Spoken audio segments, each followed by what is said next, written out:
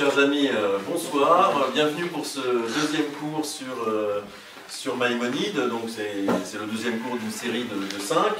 La dernière fois, on avait fait une présentation générale de Maïmonide, on l'avait resitué dans son temps, on l'avait resitué dans l'histoire de l'Espagne, on avait abordé bien sûr son œuvre, ses différentes œuvres, et on s'était concentré plus particulièrement sur le guide des égarés, que j'appelle le guide des perplexes, Moré Nevuchim. Navour traduit mieux l'idée de perplexité que d'être égaré complètement. C'est-à-dire, on va voir en quoi consiste cette situation de perplexité, de complexité aussi. Et puis, après ce premier cours général, on a décidé donc de s'attarder à 4 aspects très importants de cette œuvre. On aurait pu en faire beaucoup d'autres, mais la théorie du langage, on verra aussi la théorie de la prophétie, la théorie des mitzvot, la théorie politique du Rambam. Mais il nous a semblé important de démarrer par le langage, parce que le langage d'abord est très important dans la tradition juive. Il y a toute une éthique liée au langage. On va voir comment Maïmonide s'inscrit dans cette tradition et lui donne une ampleur insoupçonnée. Et c'est donc notre cours ce soir sera consacré à la théorie maïmonidienne du langage. Vous avez reçu le plan, donc on verra tout d'abord l'importance du langage dans la tradition. Bon, ce sera plus une introduction. On verra les différentes dimensions du langage chez Maïmonide, c'est-à-dire quelle importance il lui donne, une importance linguistique bien sûr, mais on va voir qu'il associe l'importance du langage à la capacité de connaître Dieu, l'épistémologie, et puis que une utilisation juste du langage a des enjeux théologiques extrêmement importants pour lui. On verra comment. Et puis après, on rentrera dans le détail de sa théorie, on s'intéressera à cette théorie de l'ambiguïté du langage. On commencera peut-être même par là, on verra ce qu'il en fait.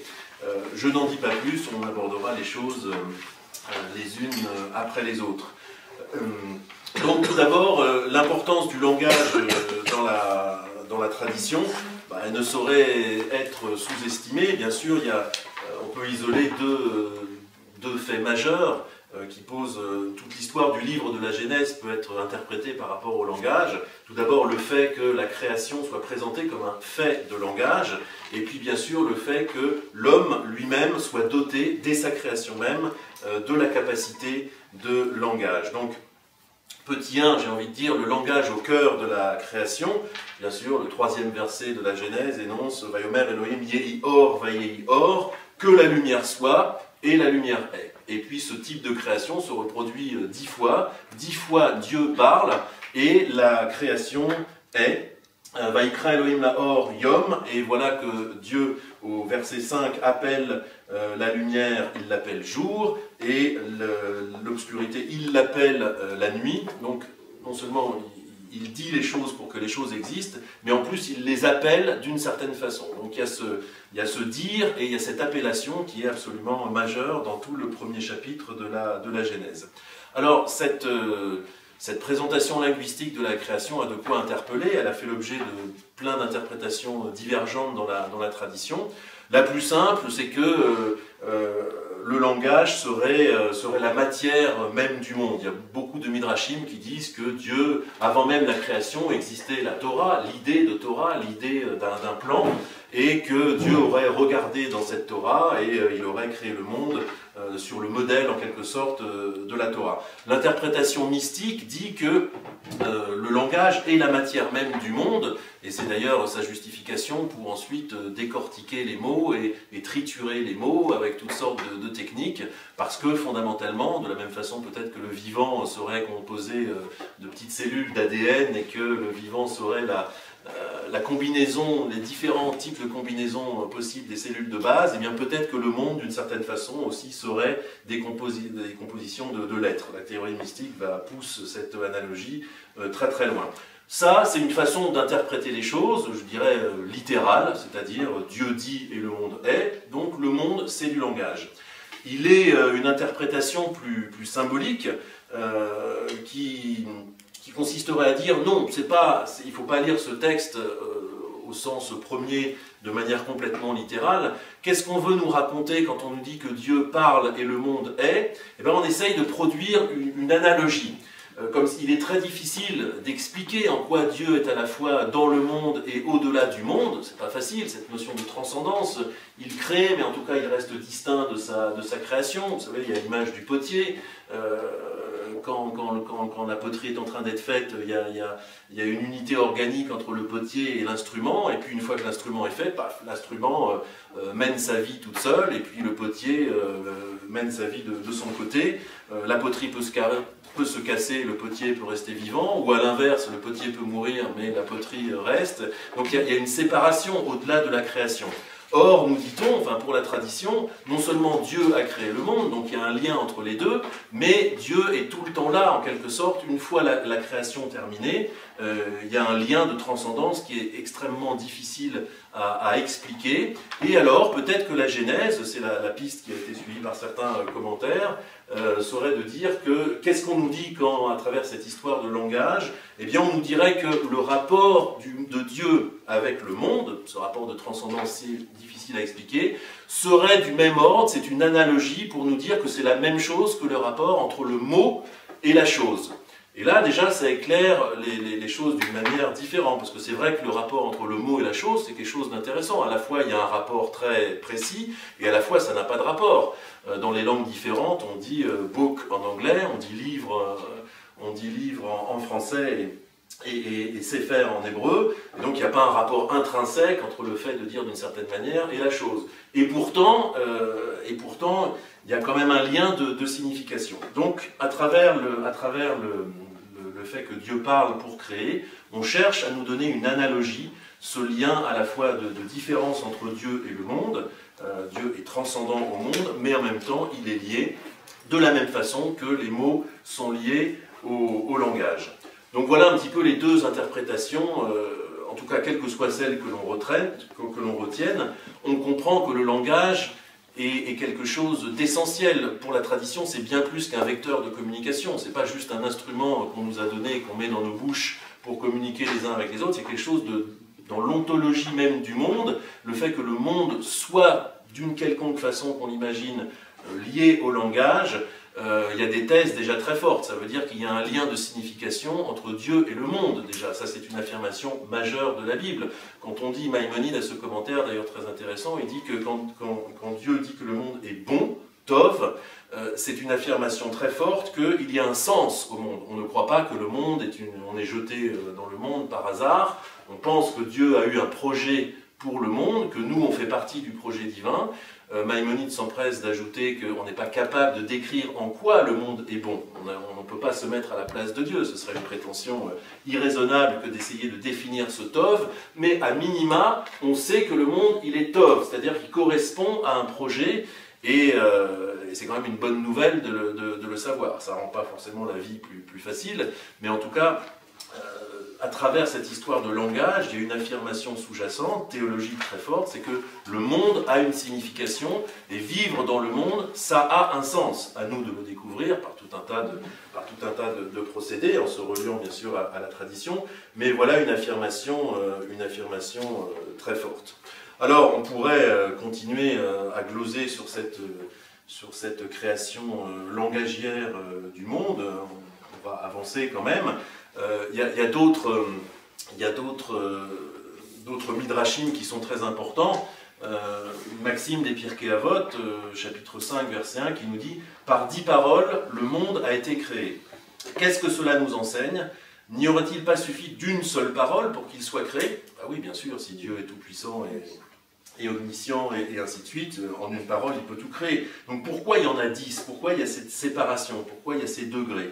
C'est pour punir les méchants qui détruisent le monde créé par 10 paroles, et pour récompenser les justes qui soutiennent le monde créé par 10 paroles. On pourrait s'attarder facilement pendant 1 heure sur ce verset, mais une idée très très forte là, c'est que le monde n'est pas monolithique. Dieu n'a pas créé le monde unique, et ce n'est pas un bloc de matière comme ça qui existe. Il y a différentes créations. Au passage, il y a 3 créations différentes dans la séquence de la Genèse. Ce serait un autre commentaire à produire, mais il y a 3 fois le verbe bara, 3 fois le verbe créer. C'est-à-dire il y a des créations qui sont emboîtées les unes dans les autres. Le Zohar reprend cette idée, citra co-citra, il y a comme des créations emboîtées les unes. Il y a la création globale, après il y a la création du vivant, comme une sorte de poupée russe à l'intérieur, et à l'intérieur du vivant, il y a encore la création de l'homme. Et chaque création est spécifique, elle est reliée à celle qui est plus vaste qu'elle, mais chaque création est une création spécifique. Donc 3 fois Dieu crée. Et puis il nous dit ce passage, par 10 paroles le monde a été créé, c'est-à-dire que voilà, il y a des strates différentes dans le monde qui ont une valeur en fait morale. Quelqu'un qui détruit quelque chose du monde, eh bien c'est comme s'il le détruisait 10 fois, et quelqu'un qui fait quelque chose de bien, eh bien c'est comme s'il le faisait, il le faisait mériter 10 fois. Donc on voit aussi, je ne m'attarde pas plus là-dessus, mais que pour les sages, le langage, on a vu qu'il y avait une vertu ontologique, qu'il y a quelque chose d'essentiel dans le langage pour la création même du monde, mais il y a aussi une valeur axiologique, si on emploie les grands mots, une valeur morale. Le langage est un vecteur moral. Donc on voit déjà que ce n'est pas seulement un instrument de communication, comme peut-être la linguistique moderne nous le dit, mais ça a une valeur qui nous relie à Dieu, donc dans l'existence même du monde, et il y a un enjeu moral au langage, pour faire simple. Donc déjà on voit que le langage est effectivement très important. Si on passe maintenant au deuxième aspect de l'importance du langage dans la séquence de la Genèse, eh bien c'est l'homme qui reçoit dès le début cette faculté de langage. Au verset chapitre 1, verset 26, Vayomer Elohim, Dieu dit, Naase Adam Betsalmenu, faisons l'homme à notre image, Kidmutenu à notre ressemblance. Et un petit peu plus loin, au chapitre 2, verset 7, Vaïtser Adonai Elohim et Adam, donc l'homme, Dieu forme l'homme, Afar mina Adama, une poussière détachée du sol, Vaïpar be'apav, il lui souffle dans les narines, Nishmat Chaim, une âme de vie, Vaï Adam le Nefesh Raya, et l'homme devient un être vivant. Évidemment, sur ce Nefesh Raya que l'homme devient, les commentateurs se sont engouffrés pour dire de quoi s'agit-il. Eh bien, pour la tradition, de façon massive, à la suite de la traduction d'Onkelos, vous savez, cet homme qui a traduit la Bible en araméen et qui l'a commenté en même temps, c'est un commentaire très très important, une référence constante pour nous. Qu'est-ce que veut dire, pour faire simple, l'homme devient un souffle vivant? Eh bien, c'est un Chai Amdaber, c'est un être vivant qui parle. C'est-à-dire que fondamentalement, ce souffle divin que l'on aurait en nos narines, etc., est analysé par la tradition comme le fait de parole. Ce qu'on reçoit en héritage et qui nous distingue de tous les autres éléments de la création, c'est qu'on est un être parlant, un par-l'être, aurait dit Lacan un petit peu plus tard, mais c'est vraiment effectivement quelque chose qui définit l'homme, c'est le fait qu'il parle. Et puis après, bon ça c'est dès sa création, il est défini par la parole, et après il y a cette scène très très intéressante, au chapitre 2, 18, où Dieu lui dit, l'homme est seul, hein, et il n'est pas bon que l'homme soit seul, il faut lui trouver une femme. Alors on ne sait pas, oui ça va être une femme, mais on ne sait pas, il faut trouver quelque chose, en tout cas quelque chose d'autre qui fait que l'homme ne soit pas enfermé dans cette solitude, dans un solipsisme absolu. Et donc, avant même de l'idée de créer une femme, de sexuer cette création humaine, eh bien la première idée qu'a Dieu, c'est de lui amener des animaux pour voir comment il va les nommer. Donc c'est l'une des premières choses, l'un des premiers travaux que l'on donne à l'homme, c'est de nommer les choses. Et puis d'ailleurs, on va s'apercevoir que ce n'est pas suffisant, parce que à la fin, l'homme se sent toujours seul, il ne trouve pas vraiment quelque chose qui est de son niveau. Et là aussi, on pourrait analyser beaucoup plus profondément que je ne le fais ce soir, mais il y a plusieurs enseignements de cette scène de nomination des animaux par l'homme. D'abord, c'est que le langage, déjà, installe un rapport avec l'animalité. C'est très intéressant, on trouve ça dans des cultures complètement différentes, mais c'est vrai que l'homme, dans d'autres cultures, à travers des rites bien précis, se voit comme un animal, etc. Mais il est très très intéressant que la Bible, l'une des premiers usages que fait l'homme du langage, c'est de nommer les animaux. Autre façon de dire que le langage le premier rapport du langage de l'homme, c'est son rapport avec sa propre animalité pour s'en distinguer, mais c'est quelque chose de très important. On a vu que cette séquence, elle est prise dans une séquence de solitude. Le problème du langage, d'ailleurs ça ne va pas complètement marcher, l'idée de Dieu c'est de faire que l'homme sorte en quelque sorte de sa solitude absolue. Et il lui amène les animaux, l'homme réussit à les nommer, pas de problème, mais à la fin du passage on lui dit mais l'homme se sentait quelque part toujours seul. Et c'est seulement alors que la stratégie de Dieu change, il fait tomber un sommeil profond sur l'homme et il lui prend, nous dit le texte, une côte, mais en fait c'est plutôt un côté, donc c'est-à-dire qu'il l'ouvre en fait. Une côte c'est quelque chose qui vient fermer, et donc il l'ouvre sur une altérité qui va être celle de la femme, c'est-à-dire que là du coup il y a quelque chose qui le dépasse. Donc c'est pas seulement le langage qui non plus résout tous les problèmes existentiels de l'homme, ça c'est aussi une leçon du passage, c'est qu'il faut autre chose quand même, il faut quelque chose d'autre, quelqu'un d'autre, et le langage va seulement pouvoir prendre toute sa puissance quand il est relié à cette problématique de l'altérité. Sinon, l'homme, il est parfait pour donner des étiquettes sur le monde, pour coller des étiquettes aux animaux, là c'est parfait, il est très très fort. Sauf que ça l'emmène nulle part de façon très profonde. L'homme a un pouvoir de nomination, c'est un pouvoir qu'il a sur le monde, qui lui a indubitablement été donné, mais ok, c'est une impasse, il faut vraiment quelque chose d'autre, et c'est justement pas quelque chose, mais quelqu'un de la catégorie de la personne, et c'est seulement là que le langage prend toute sa puissance, et on va voir d'ailleurs que c'est tellement pas facile que ça va donner des erreurs nombreuses. Adam et Ève, au début, ça fonctionne pas, c'est-à-dire qu'ils se parlent, ils sont l'un en face de l'autre, mais ils se parlent de l'un à la troisième personne. Quand Dieu demande à Adam « Mais pourquoi tu as mangé du fruit que t'a tendu Ève ?»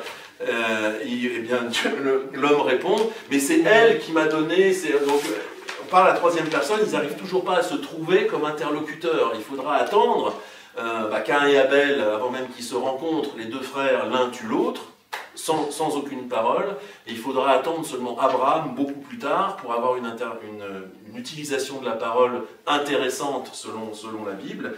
Donc, c'est pas facile cette histoire de langage, mais on comprend, si on résume un petit peu tout ce qu'on a dit jusqu'ici, que le langage est lié à la création elle-même, que c'est un vecteur pour se relier à Dieu et à ce lien qu'a Dieu avec le monde, ce lien si difficile à comprendre, à la fois de transcendance et à la fois de présence. C'est un lien qui a une valeur éthique aussi. On a vu ce midrash des Pirkei Avot. À travers le langage, on fait vivre des mondes où on peut les détruire. Le pouvoir de destruction, de création est au pouvoir du langage. Et puis, bien sûr, dimension existentielle du langage pour l'homme. L'homme est essentiellement défini dans la tradition comme un être de langage. C'est ce qui nous distingue des autres éléments de la création. Et ce langage prend toute sa signification quand il est relié à une dimension d'altérité. Pas seulement pour nommer le monde, pas seulement pour exercer cette puissance de nomination et coller des étiquettes partout, mais vraiment essayer de trouver un interlocuteur, et c'est quelque chose de pas facile, mais il n'y a de belles choses que si elles sont risquées.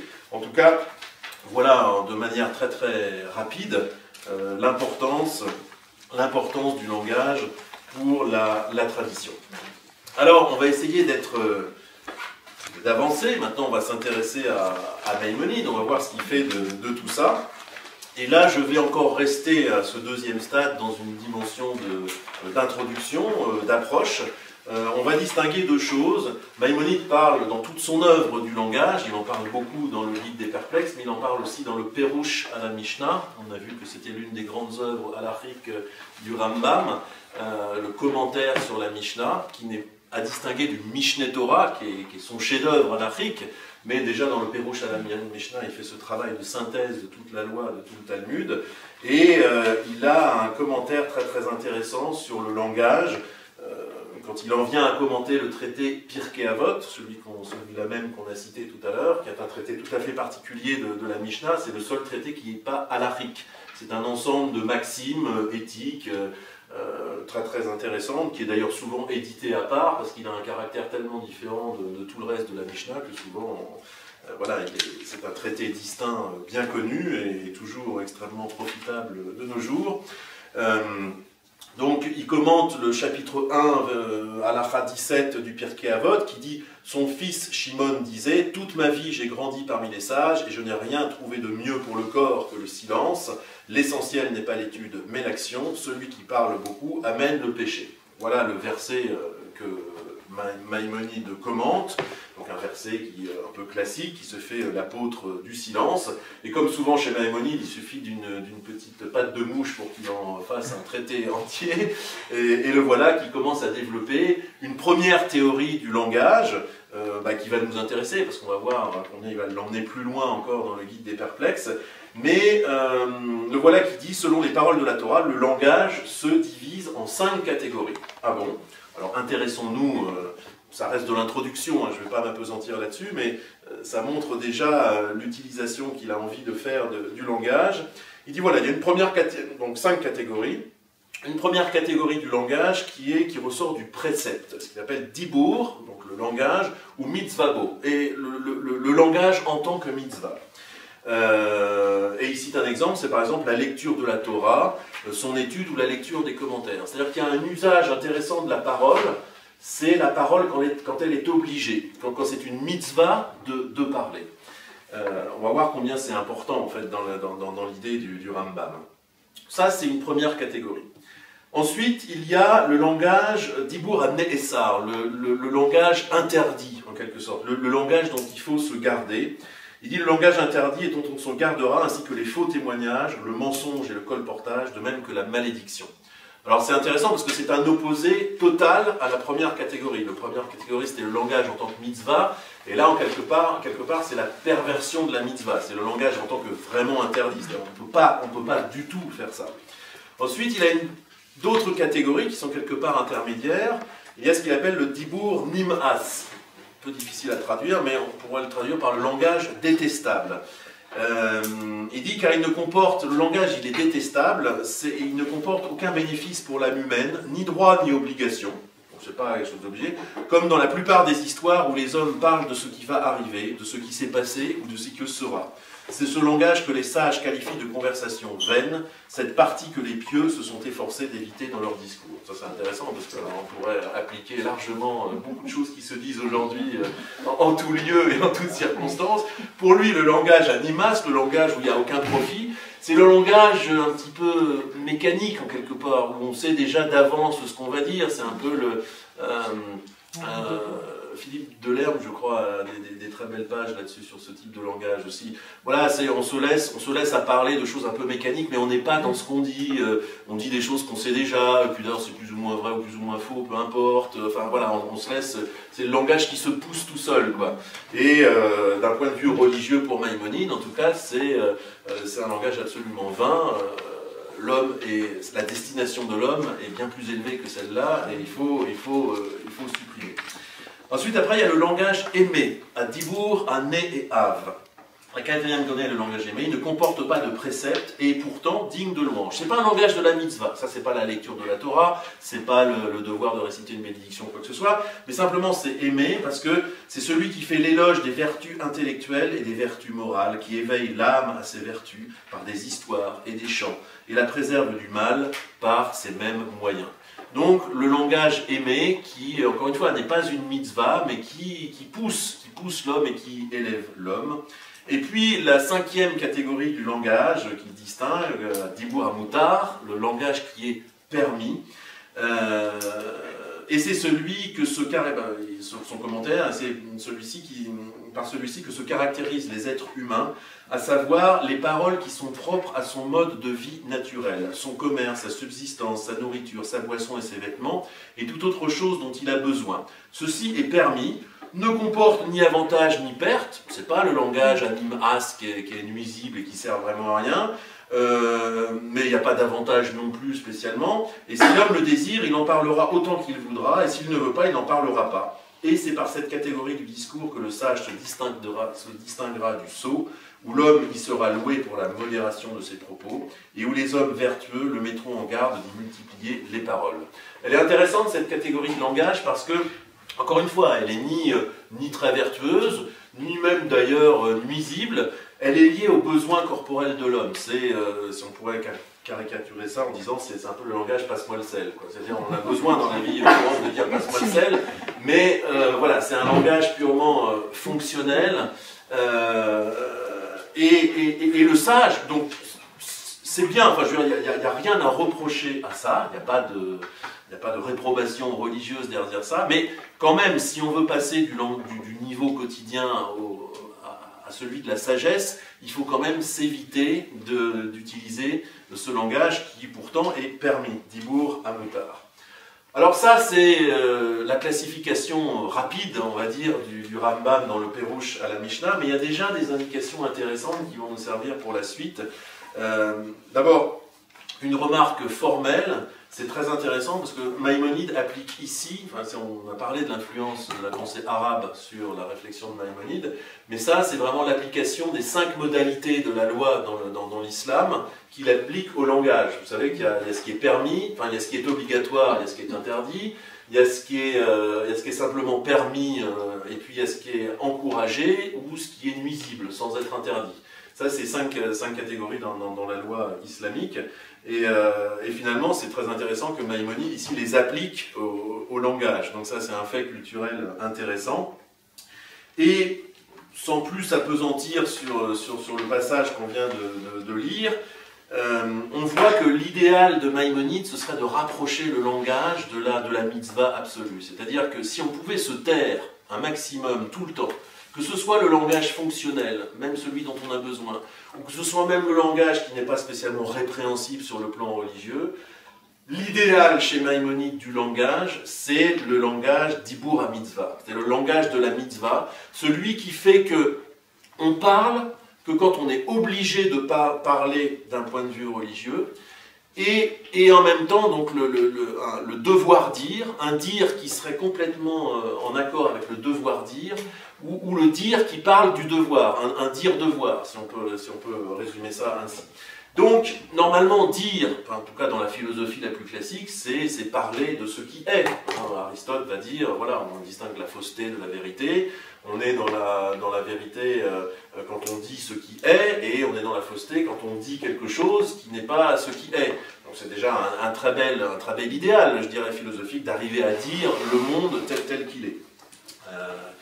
Mais pour Maïmonide, on voit qu'il hausse en quelque sorte cet idéal philosophique à quelque chose d'autre encore. Ce serait d'élever le langage à la dimension vraiment du devoir dire. C'est pas seulement dire des choses justes, c'est déjà pas mal, mais c'est dire, enfin, ce serait réussir à ne mettre du langage que là où il faut absolument parler.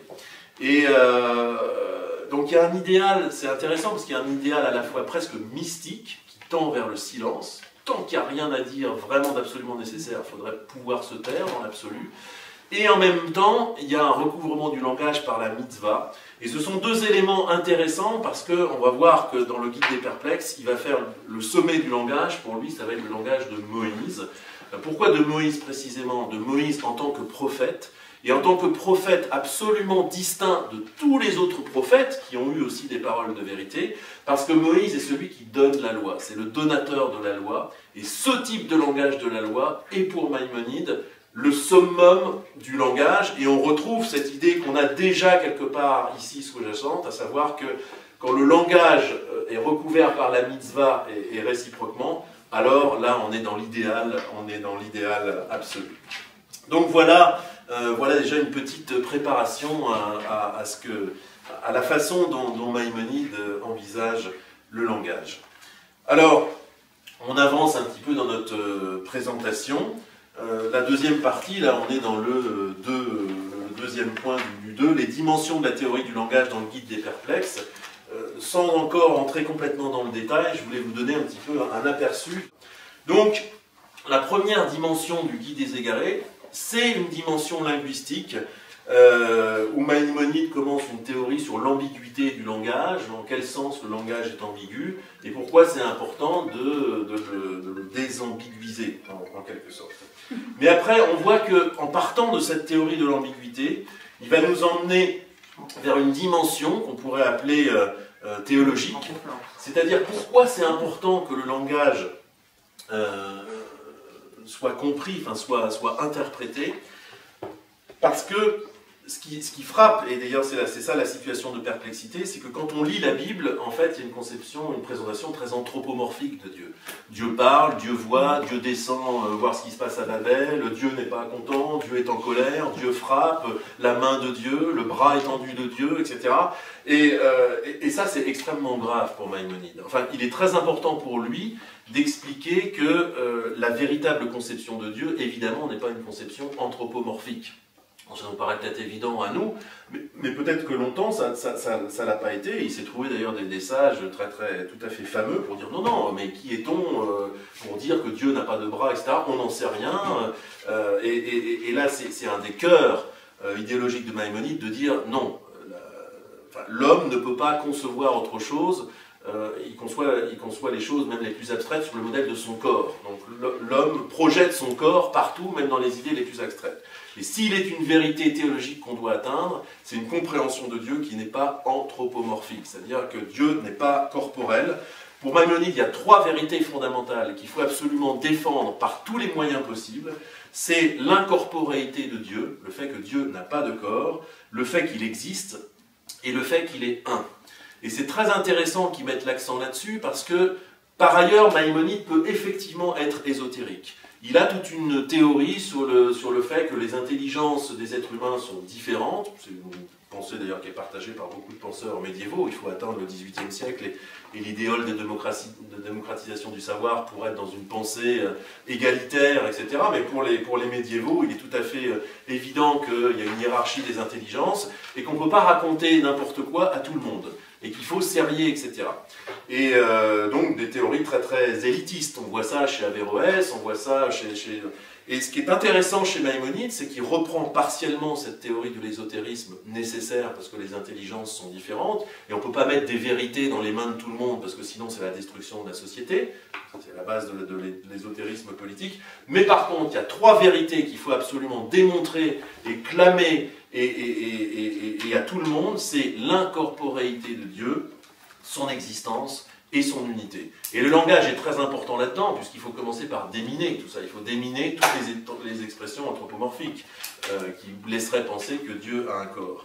Donc vraiment, il y a un enjeu du langage qui est fondamental, théologiquement fondamental pour Maïmonide.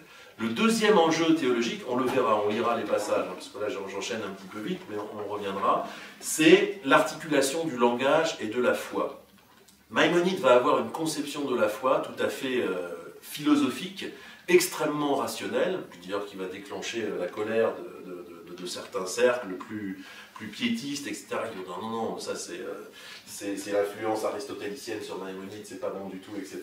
Maïmonide va définir la foi de manière très simple, au chapitre 50. Justement, après ces 49 chapitres, etc., le chapitre 50 est la première articulation, et dit la foi, c'est tout simplement le fait de penser ce que l'on dit.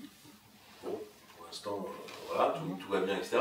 Mais de le penser de telle manière qu'on ne peut pas imaginer penser autre chose que ce que l'on dit. Et là, tout de suite, on voit que l'enjeu, il est situé très haut, parce que d'abord, souvent, on parle, je ne vais pas dire sans rien dire, mais c'est très difficile d'être complètement présent à sa pensée. On a vu tout à l'heure que le langage pouvait volontiers être mécanique, on se laisse emporter par les mots, peut-être que voilà, certaines idées sont belles, mais on ne les comprend pas vraiment, etc. Mais pour Maïmonide, c'est très sérieux le langage. Il ne s'agit pas justement de dire n'importe quoi ou de pouvoir se contenter de l'absolu. Il s'agit d'arriver à penser exactement ce que l'on dit.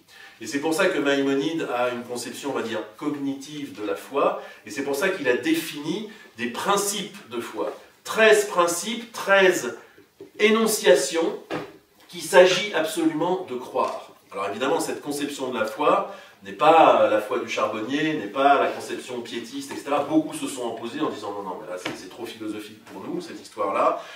Croire, c'est adhérer à l'histoire du peuple juif, c'est dans le sentiment, c'est dans les moments de vie extrêmement pratiques, c'est ça la foi, c'est plein de choses, c'est la foi pratique, c'est l'attachement au peuple, c'est l'attachement à l'histoire, à l'identité, à plein de choses, etc. Éventuellement de penser de 3 choses, effectivement, le monothéisme, oui pourquoi pas, enfin des idées un peu plus précises, etc. Mais la foi c'est beaucoup plus global. Maïmonide est intraitable sur ce sujet, il dit non, la foi c'est d'arriver à penser très précisément des choses que l'on dit. Et donc, il définit des principes de foi, et on voit combien, finalement, le langage est important aussi pour lui, ça c'est le deuxième enjeu théologique du langage, c'est que si croire réellement, c'est penser ce qu'on dit, il y a intérêt à dire des choses précises, extrêmement précises, puisque si on dit quelque chose qui est à côté de la vérité, en fait, c'est comme si on portait un culte à autre chose que Dieu, et ça c'est le troisième aspect théologique de tout ça, et porter un culte à autre chose que Dieu, ça porte un nom, l'idolâtrie. Être idolâtre pour Maïmonide, c'est croire à côté, c'est dire un truc qui vise à côté. Si la vérité était symbolisée par une flèche en un point précis, dès qu'on envoie la flèche à 10 cm à côté, dès qu'on dit autre chose, etc., non seulement on ne peut pas penser ce qu'on dit, ou alors on croit quelque chose de faux, et en plus, on porte un culte à autre chose que la seule cible possible, donc on est idolâtre. Et donc on voit combien le langage est élevé à un enjeu très puissant. Il s'agit de croire des choses vraies, il s'agit de dire des choses précises pour ne pas dire des choses qui sont à côté de la vérité, et en plus de ça, il faut arriver à se hisser à une compréhension non corporelle de Dieu, totalement abstraite, qui n'est peut-être pas possible d'ailleurs pour nous les êtres humains. C'est pour ça que Moïse est à un degré absolument unique de prophétie, et d'ailleurs c'est peut-être la raison pour laquelle il ne parle pas comme les autres, et que la seule chose qui sort de sa bouche c'est la loi. Moïse c'est pas quelqu'un qui dit quelque chose des choses, c'est pas quelqu'un qui décrit, il n'est pas dans un langage descriptif, philosophique, il est dans la loi. J'anticipe un peu sur toute la suite, mais c'est ça l'enjeu du langage chez Maïmonide, c'est un langage d'entrée de jeu théologique. Il y a même plusieurs autres aspects, mais on les verra par la suite, mais là je présente un petit peu le bouquet total de ce qui va être dit. Maïmonide a des thèses très précises justement sur la limitation du savoir humain. Ça, c'est un thème extrêmement important chez Maïmonide. Après avoir défini les enjeux, il va dire, bon, de toute façon, c'est pas possible. C'est pas possible pour la majorité des hommes. C'est possible dans l'absolu, théoriquement, mais nous avons quand même une connaissance limitée de Dieu. Donc, le savoir humain est irréversiblement limité. Quelque chose de presque pré-kantien chez Maïmonide. La connaissance est limitée. Elle ne peut pas aller au-delà d'un certain seuil, et on va voir pourquoi. La deuxième chose, un deuxième aspect épistémologique, c'est cette histoire d'ésotérisme et d'allégorie. Maïmonide, pour des raisons politiques et à la fois liées à sa théorie, va justement masquer parfois ce qu'il dit, etc., parce que toutes les vérités ne peuvent pas être dites à tout le monde. Et puis le troisième, un autre enjeu encore qu'on verra précisément, c'est que en fonction des différents degrés de langage, enfin tout ça est lié aussi à sa théorie de la prophétie. Alors, c'est pour ça qu'on aura un cours entier à sa théorie de la prophétie, mais on va en dire quelque chose ce soir, parce que cette théorie de la prophétie est vraiment liée à des niveaux de langage différents. Et si la prophétie de Moïse est supérieure à tout autre, c'est précisément parce que la façon dont il se sert de langage n'est absolument pas la même que les autres prophètes, et a fortiori la même que le langage courant de nous autres hommes et femmes.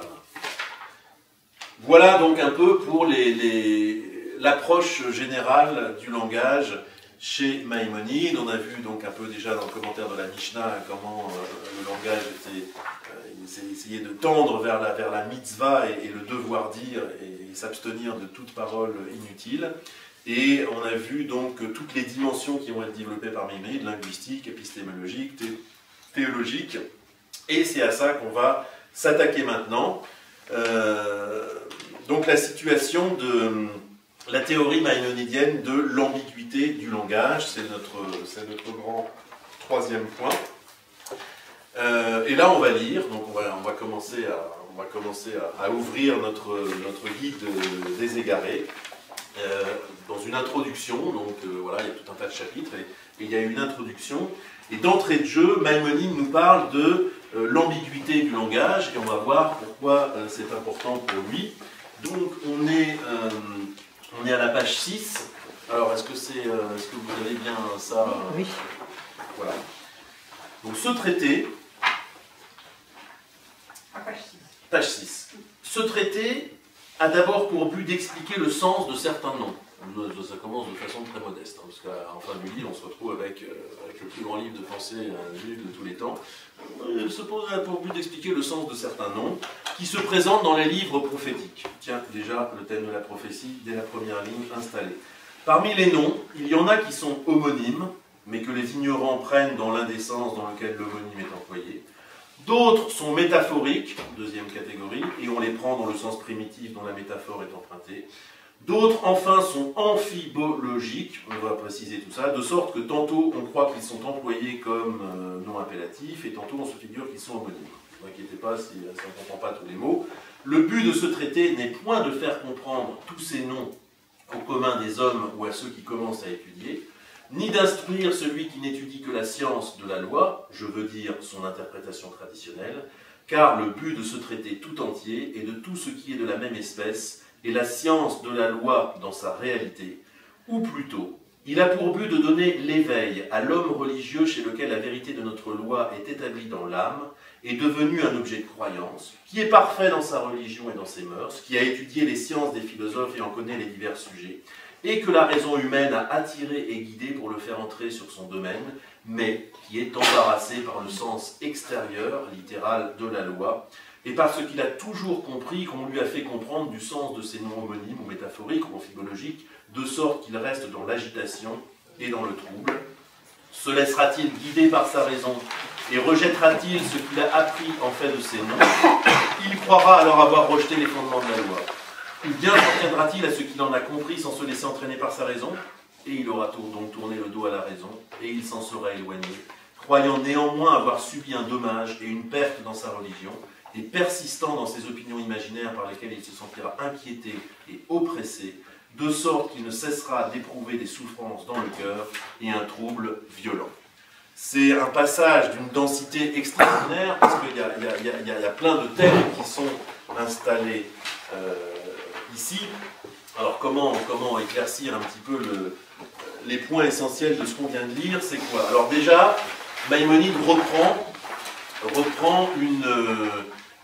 la théorie aristotélicienne du langage. On a vu que...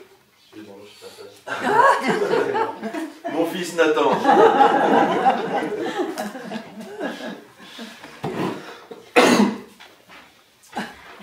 That was cute. That was very cute. That was really cute. Surprising. Et on a vu que l'une des premières œuvres de Maïmonide, c'était le Milon Aigaion, le livre de logique, où il redéfinit tous ces termes, etc. Mais tout ça, bien sûr, est emprunté à la logique aristotélicienne. Je vais la faire courte.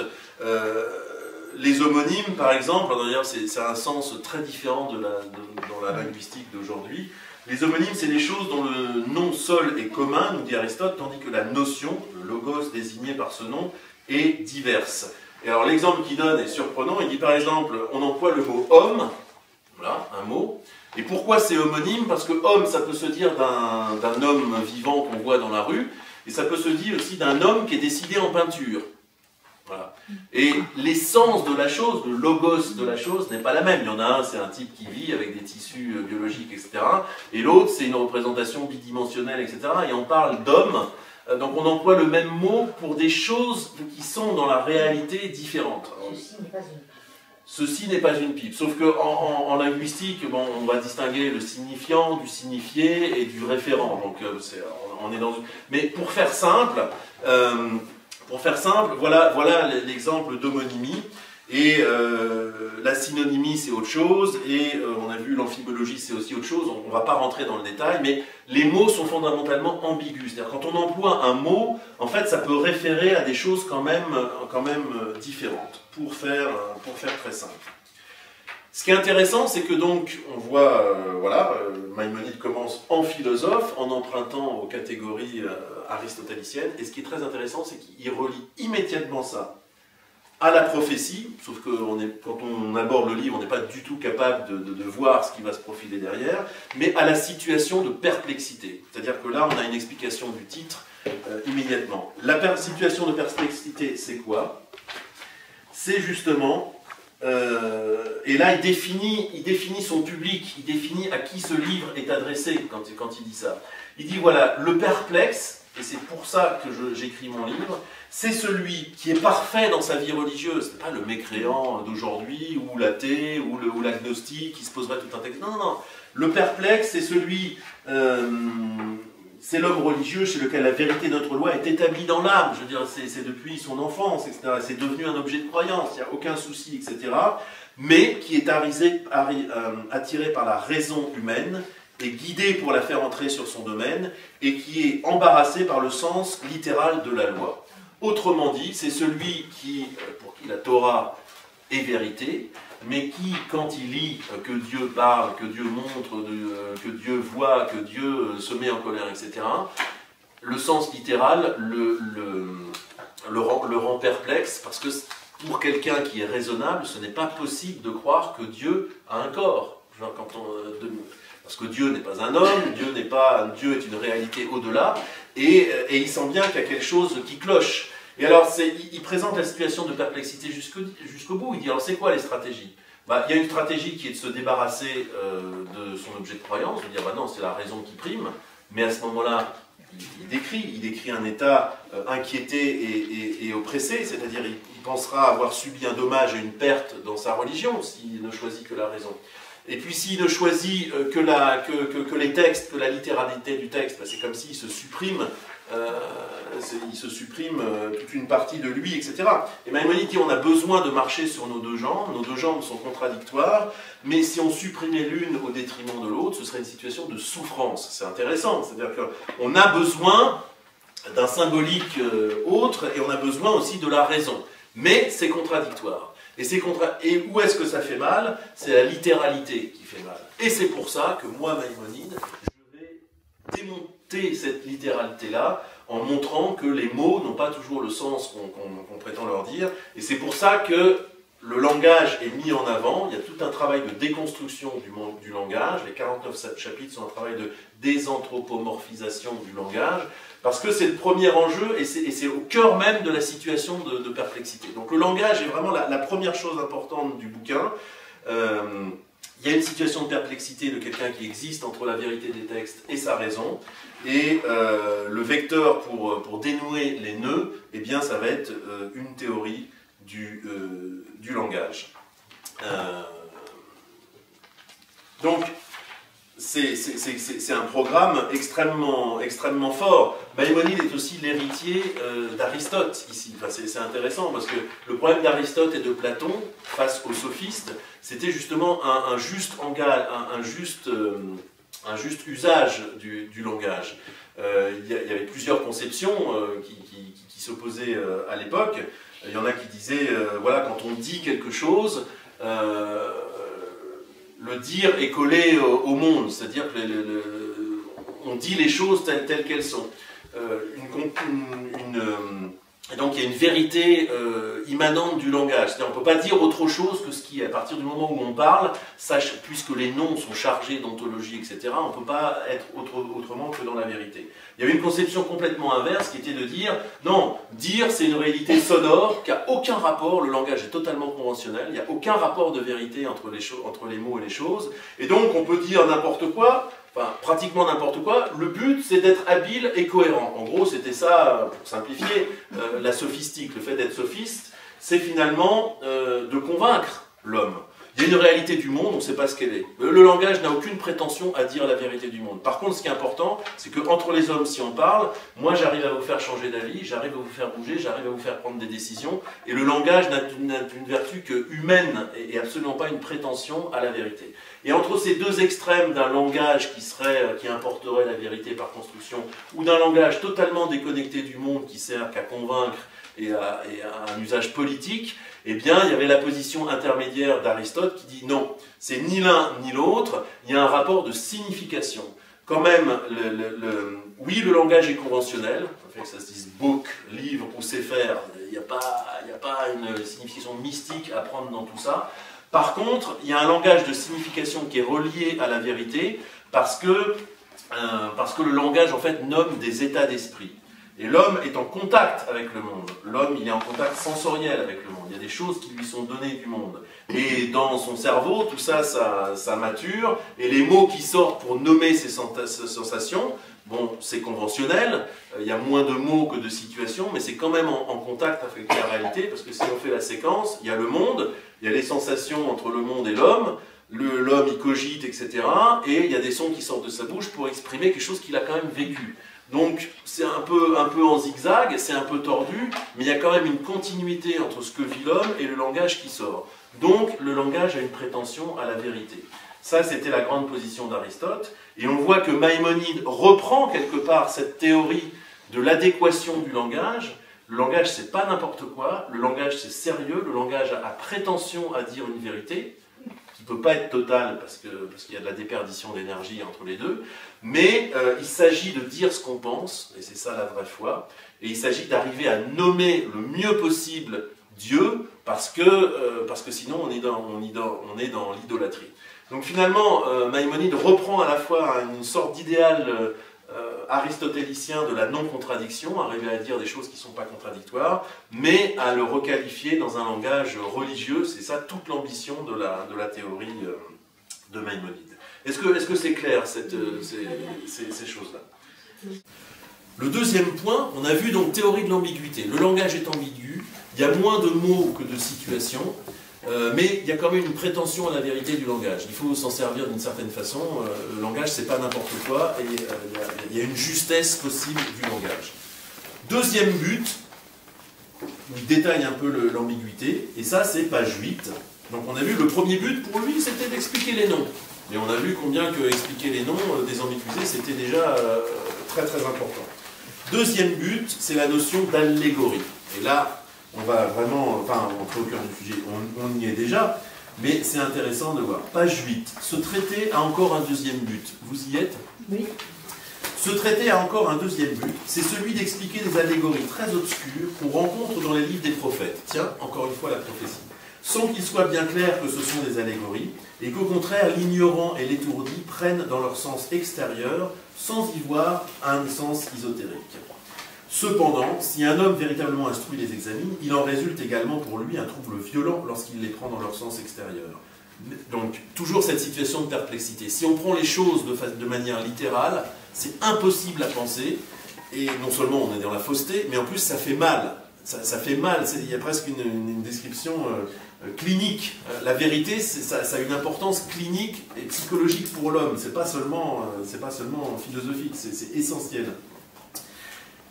Il sera, alors voilà, mais quand nous lui aurons expliqué le sens de l'allégorie et que nous l'aurons averti que c'est une allégorie, il sera mis sur la voie et sauvé de ce trouble. C'est pour cela que j'ai appelé ce traité Dalalat al-Kharirin, le titre en arabe, le guide de ceux qui sont indécis ou égarés. En fait, le vrai mot c'est plutôt perplexe. Voilà, donc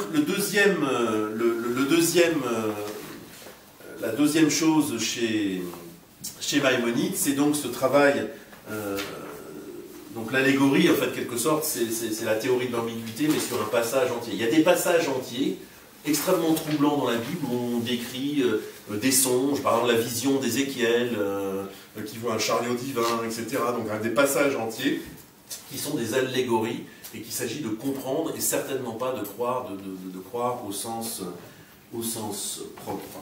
Et donc, là, Maïmonide pose en quelque sorte les bases de sa théorie de la prophétie. On a vu que dès la première ligne c'est présent, mais là aussi quand il parle de l'allégorie, d'expliquer très bien qu'on rencontre dans les livres des prophètes. Il s'agit de considérer la Bible comme un livre prophétique, et en particulier la loi comme un fait de prophétie, et c'est cette prophétie qu'il faut arriver à décoder à travers le langage. Alors, juste pour donner un exemple, parce que là on parle de manière très théorique, mais on va lire un petit passage, le chapitre 1.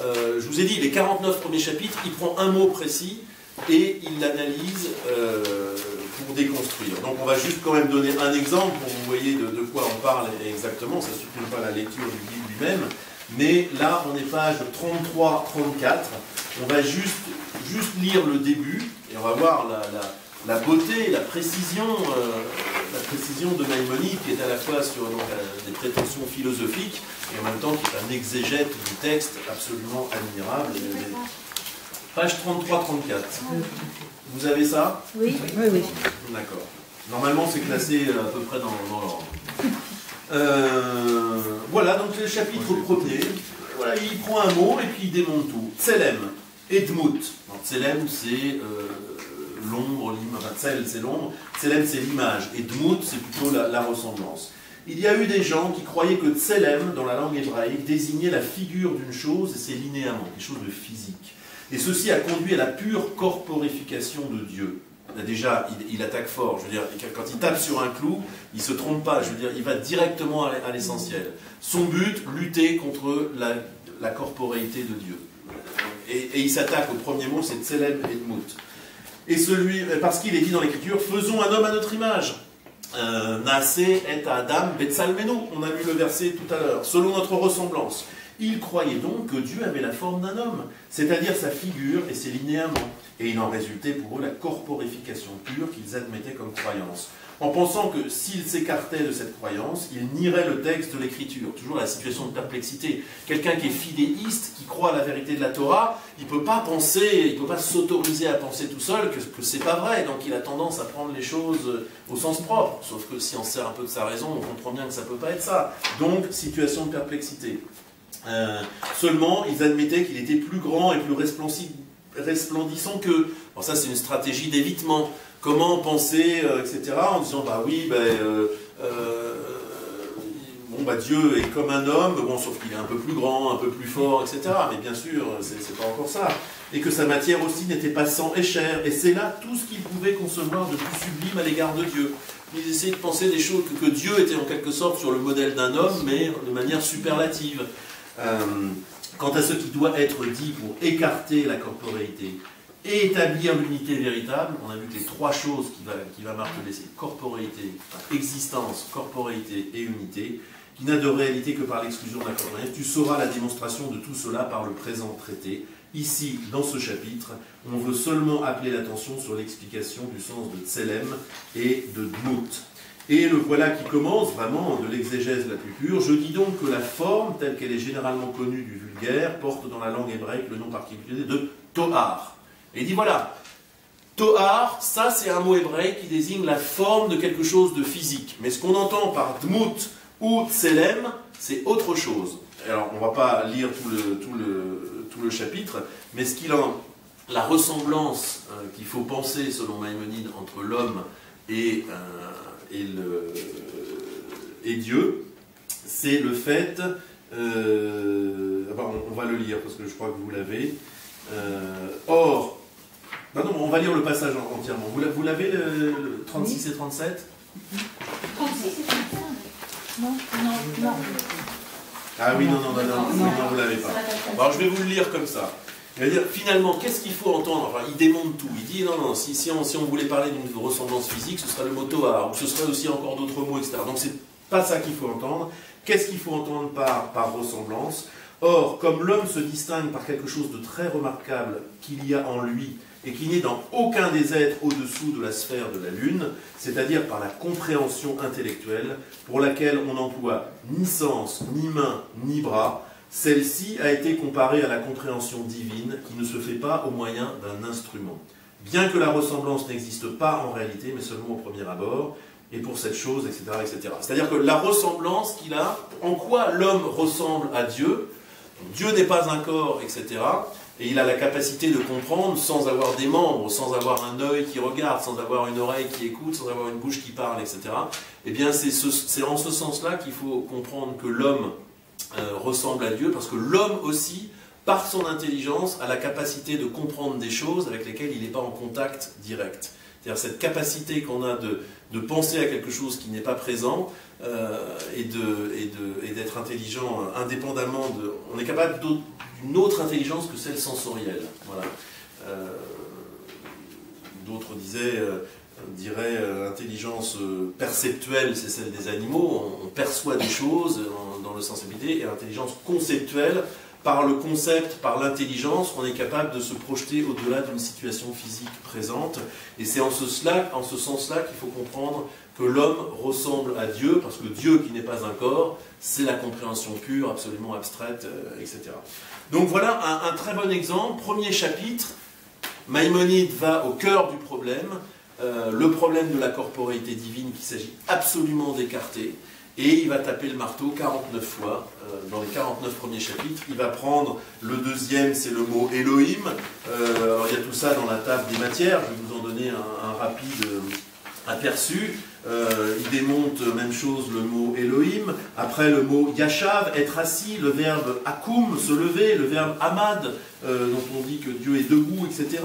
Le verbe Malé, remplir, Krav, Naga et Nagash, s'approcher, toucher, tous les mots qui désignent une attitude physique et qu'on applique à Dieu, il les démonte, il les spiritualise et il en donne des analyses qui écartent donc la corporéité de Dieu. Voilà donc à quoi se livre Maïmonide dans les 49 premiers chapitres.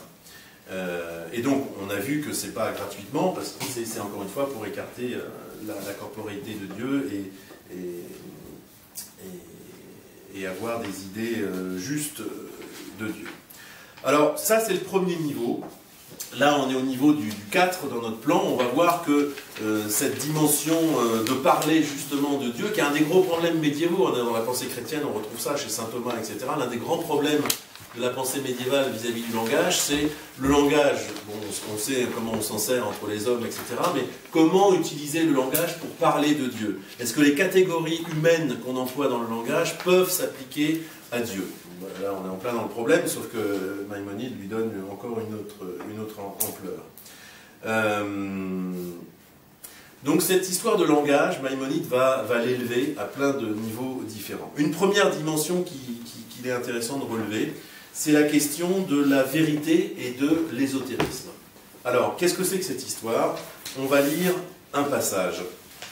C'est intéressant parce que le guide a souvent été considéré comme un livre ésotérique. Mais il faut essayer de comprendre en quoi c'est important et si c'est juste ou pas. On va lire un petit passage, page 10. Et on va voir pourquoi Maïmonide insiste tant sur le fait qu'il faut dire et pas dire en même temps. C'est quoi cette histoire? Est-ce que c'est simplement de l'élitisme qui fait que quelqu'un ne voudrait pas s'adresser aux masses, etc. Pourquoi cette stratégie de dire à mi-mot ou d'avoir recours à des allégories? Alors on va voir, page 10, pour ce qui concerne les choses de la physique. Vous y êtes? Oui. Il faut savoir qu'il y a là des principes qui ne peuvent pas non plus être enseignés clairement. Ah bon? Donc Maïmonide est en train de nous dire qu'il y a des choses qui ne doivent pas être telles qu'ils sont en réalité. Tu connais ce que disent les docteurs, ni on interprétera le Maaseh Bereshit. Maaseh Bereshit, c'est les mystères de la création, pour ainsi dire, devant deux personnes. Ça, c'est effectivement une phrase mystique qui est souvent citée. Or, si quelqu'un expliquait toutes ces choses dans un livre, il les interpréterait à des milliers de personnes. C'est pourquoi ces sujets aussi se présentent dans les livres prophétiques par des allégories, et les docteurs aussi en ont parlé par des énigmes et des allégories, en suivant la trace des livres sacrés, parce que ce sont des choses qui ont un rapport intime avec la science métaphysique, et qui font également partie des mystères de la métaphysique. Il ne faut pas croire qu'il y en ait un seul parmi nous qui connaisse ces graves mystères dans toute leur étendue. Donc Maïmonide dit, attendez, je ne suis pas en train de vous jouer la posture du mystique, etc., qui a vu des choses fondamentales et qui ne peut pas vous les expliquer parce que vous ne pourrez pas les comprendre. Non, non, c'est pas que moi-même je suis l'un de ces sages mystiques qui veut se taire. Il n'en est pas ainsi. Mais au contraire, la vérité tantôt nous apparaît de manière à nous sembler claire comme le jour, tantôt elle est cachée par les choses matérielles et usuelles, de sorte que nous retombons dans une nuit profonde, à peu près comme nous étions auparavant. Et nous sommes alors comme l'homme qui, se trouvant dans une nuit profondément obscure, y voit parfois briller un éclair. Il y en a parmi nous à qui l'éclair brille coup sur coup, de sorte que pour ainsi dire, ils sont constamment et sans discontinuer entourés de lumière, et que la nuit devient pour eux comme le jour, et c'est là le degré du plus grand des prophètes, comme on a dit, etc., etc. Il y en a d'autres à qui l'éclair brille une seule fois dans toute la nuit, et c'est là le degré de ceux dont il a été dit, et ils prophétisèrent et ne continuèrent pas. Pour d'autres, enfin, il y a entre chaque éclair des intervalles plus ou moins longs, mais il y en a aussi qui n'arrivent point à un degré assez élevé pour que leurs ténèbres soient illuminées par un éclair. Elles ne le sont au contraire que comme par un corps poli, ou toute autre chose semblable, comme des pierreries, etc., qui brillent dans les ténèbres de la nuit. Et même ce peu de lumière qui brille pour nous n'est pas continuel, etc., etc. Ce qui se passe ici, Maïmonide nous livre une théorie de l'ésotérisme qui n'est pas finalement l'ésotérisme politique. Vous savez, il y a ce grand penseur, Léo Strauss, livre que je vous conseille, Léo Strauss-Maïmonide, a dit, voilà, dans la société médiévale, le philosophe ne peut pas dire ouvertement les choses parce que la philosophie s'adresse à la physis des choses. Une société repose sur des lois qui sont conventionnelles, nomos, et voilà, et ça permet à tout le monde de vivre ensemble. Sauf que le philosophe, lui, il parle des choses telles qu'elles sont, et parler des choses telles qu'elles sont, c'est déraciner en quelque sorte la paix sociale, et c'est pour ça que le philosophe authentique ne dit les choses à une certaine élite, mais ne peut pas se dire permettre les choses à tout le monde, parce que sinon ça déracinerait la société. Ça, c'est une compréhension, on va dire, politique de l'ésotérisme. Et ce qui est très intéressant, c'est que Maïmonide, finalement, nous livre une autre version de l'ésotérisme, un ésotérisme qu'on pourrait appeler cognitif, sur la capacité de connaître. Pourquoi? Parce que, et là, il y a une influence de la pensée mystique sur Maïmonide, fondamentalement, la réalité est comme un grand voile. Et la vérité, avec cette très belle image de la lumière, se donne de manière différente à des gens bon, qui ont des capacités différentes, mais c'est comme une lumière qui brille de manière intermittente. On ne peut pas avoir accès à la vérité du monde. Ça, c'est une thèse très forte de Maïmonide. Il y a une limitation intrinsèque de la connaissance humaine, et il en est différents degrés. Il y a ceux, de toute façon, la lumière ne brille jamais en continu. Mais il y a ceux pour qui elle brille tellement souvent qu'effectivement il y a une espèce de continuité, il y a une sorte de rémanence de la lumière qui fait qu'on a accès comme ça. Il y a ceux pour qui les intervalles sont plus longs, c'est déjà énorme que d'avoir des flashs de compréhension. Il y a ceux pour qui c'est comme un corps dépoli, il y a une espèce de lueur, mais c'est comme, voilà, c'est comme la réflexion, etc. Et c'est encore énorme parce que ça veut dire qu'il y a de la lumière, et il y a ceux qui restent dans l'obscurité la plus complète. Et ça, c'est intéressant parce que sans le dire, Maïmonide déjà avance alors plusieurs thèses. D'abord, l'imitation inévitable de la connaissance humaine, et puis théorie de la prophétie. La prophétie, c'est quelque part une capacité naturelle qu'a l'homme d'être en contact avec les vérités divines, mais il y a une hiérarchisation des degrés de compréhension. Il y a une différence, une inégalité humaine de compréhension. Et le philosophe doit pouvoir parler à tout le monde, en fait. Et c'est ça qui est assez intéressant. Maïmonide est un ésotériste, comme tous les autres philosophes médiévaux, parce qu'il parle du principe qu'il y a une inégalité humaine. La pensée moderne, c'est l'inverse, c'est que toutes les équipes, en tout cas en dignité, toutes les intelligences se valent, mais en bon médiéval, Maïmonide pense qu'il y a une inégalité dans la compréhension. Par contre, il faut pouvoir parler à tout le monde, à des degrés différents, mais il faut pouvoir parler à tout le monde. Et là, donc, il y a l'ésotérisme chez Maïmonide est justifié par le fait qu'il y a des intelligences différentes et que la vérité ne peut pas se livrer complètement. La vérité, c'est on and off. C'est comme une lumière qui s'allume et qui s'éteint. Et ça, c'est intéressant. Alors, sur l'ésotérisme, on pourrait dire plein d'autres choses.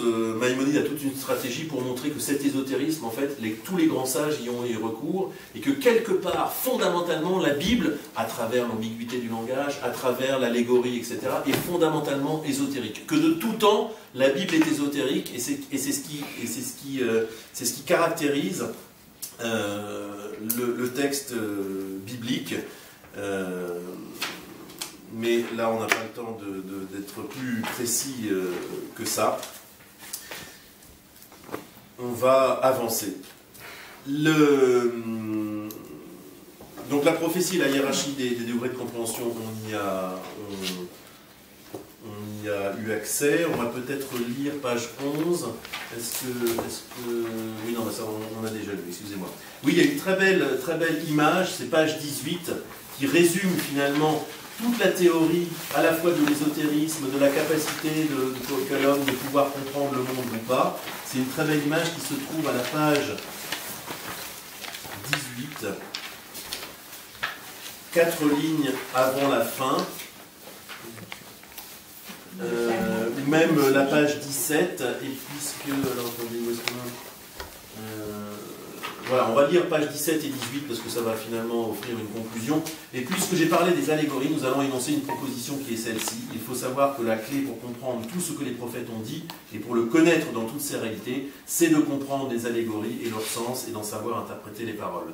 Là, quelque part, c'est un excellent résumé par Maïmonide lui-même de toute l'importance du langage. Le langage est ambigu. Le langage est allégorique.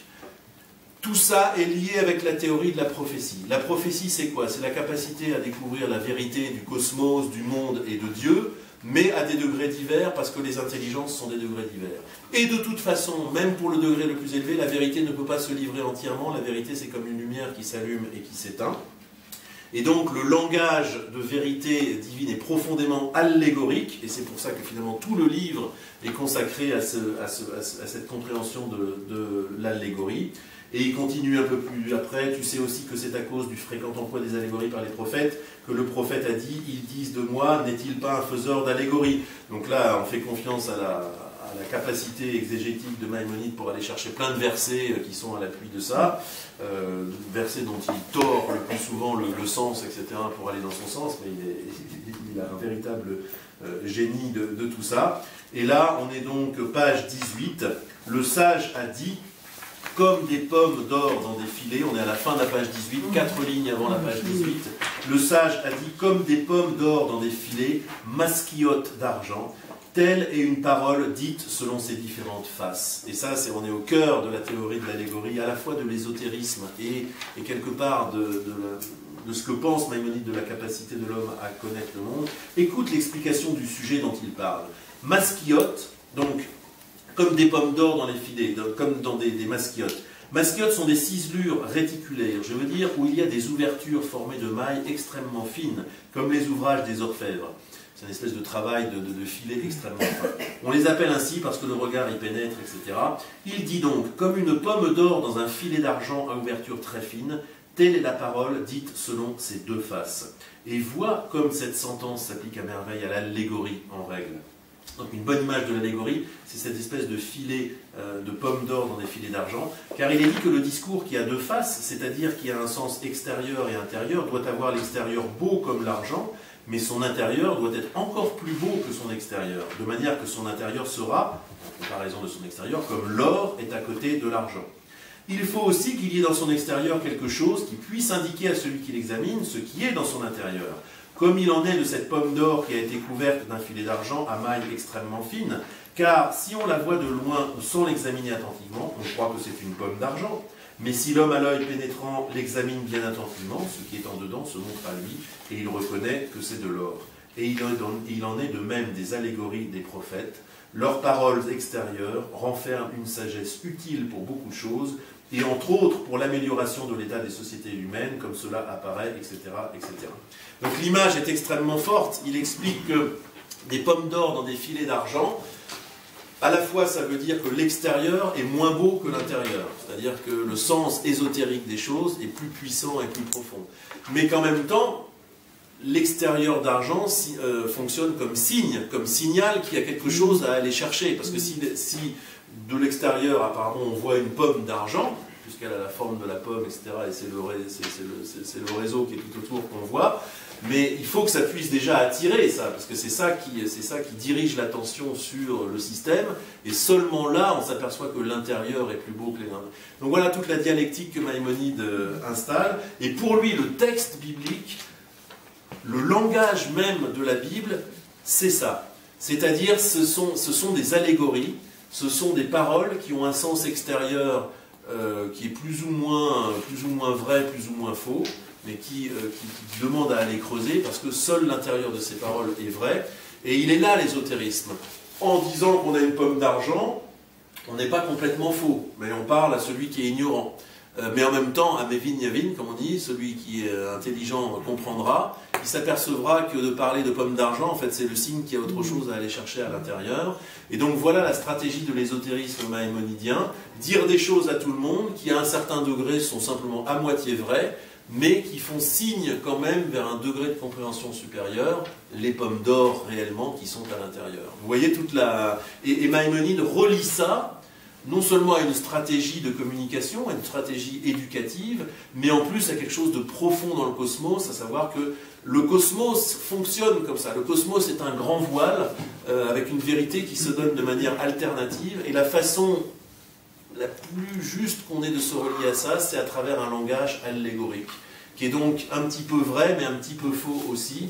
Et donc là, on a toutes les dimensions chez Maïmonide du langage. Une prétention à dire la vérité, parce que ça, Maïmonide le maintient.